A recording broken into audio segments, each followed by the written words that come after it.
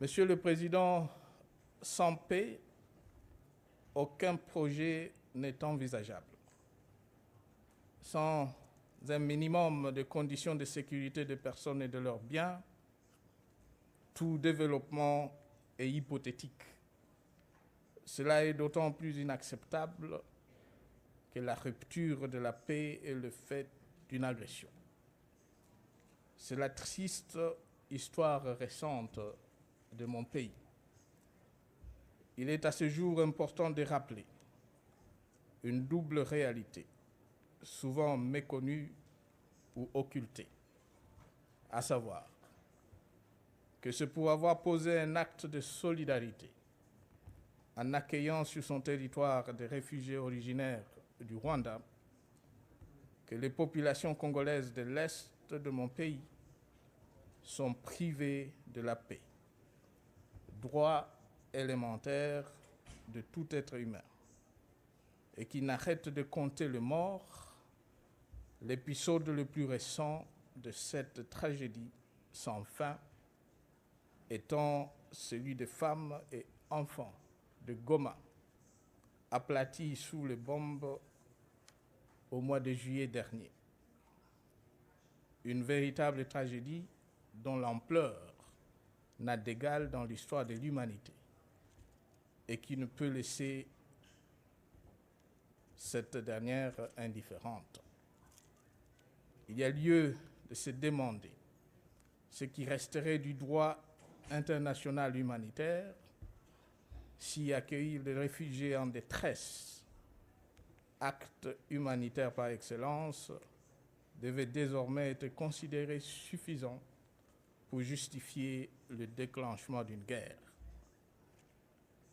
Monsieur le Président, les récents bombardements de la ville de Goma sont d'autant plus condamnables qu'ils ont été perpétrés alors que le gouvernement de la République démocratique du Congo était en train d'exécuter la feuille de route fixée par l'accord cadre d'Addis Ababa. On s'est compris le pourparlers avec le groupe armé auteur de dits bombardements. Je voudrais néanmoins réaffirmer la détermination de mon pays de s'acquitter de tous les engagements souscrits dans le cadre de cet accord. C'est dans cette optique que les actions concrètes ci-après ont déjà été posées par le gouvernement congolais. La mise en place du mécanisme national de suivi de la mise en œuvre des engagements de la République démocratique du Congo. L'accélération de la réforme du secteur de sécurité, particulièrement de l'armée, de la police et de la justice. La décentralisation qui a franchi un pas supplémentaire vers sa matérialisation avec l'adoption de lois nécessaires pour sa mise en œuvre. La réforme de la gestion des finances publiques, la restructuration de la Commission électorale nationale indépendante qui s'est immédiatement mise en œuvre avec comme priorité la poursuite des élections locales, municipales, provinciales, sénatoriales et de gouverneurs de province.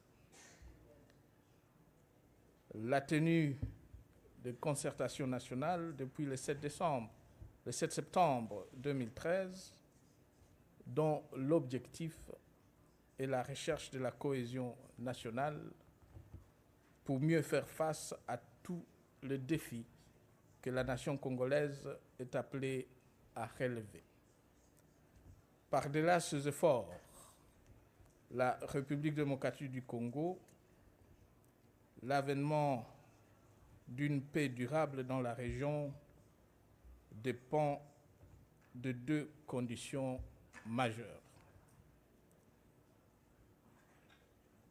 La fin de l'impunité sur toutes ses formes, d'une part, et d'autre part, la mise en œuvre diligente par les autres signataires de l'accord cadre les engagements qui leur incombent au terme du dit accord.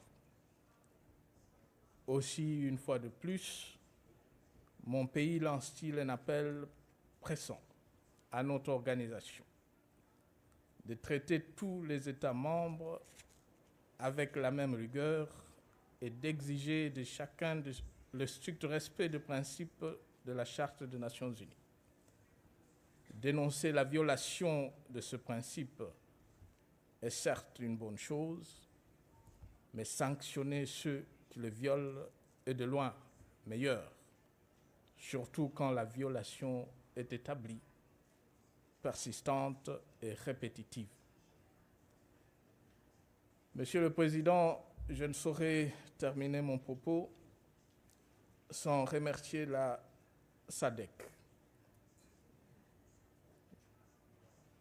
l'Organisation de la région de Grand Lac, l'Union africaine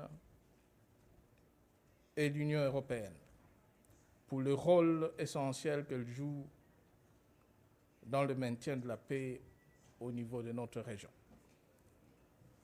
Je remercie tout autant les Nations Unies, singulièrement les membres du Conseil de sécurité, ainsi que tous les États qui, depuis plusieurs années, se sont engagés à nos côtés pour assurer la paix en République démocratique du Congo. Nous leur sommes d'autant plus reconnaissants qu'ils contribuent à l'une des ruptures à opérer pour un programme de développement pour l'après 2015, qui répond aux exigences d'un monde meilleur pour tous.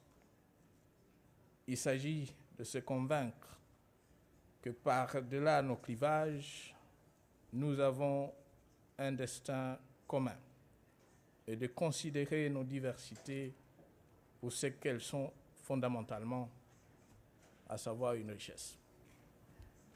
Pour la communauté internationale, il est en effet plus que temps de trouver les voies et moyens de permettre à de millions de personnes non pas d'être simplement en vie, mais de vivre dignement dans un monde où la paix, la sécurité et la justice sont une réalité pour tous. Monsieur le Président, Mesdames et Messieurs les chefs de délégation, je vous remercie.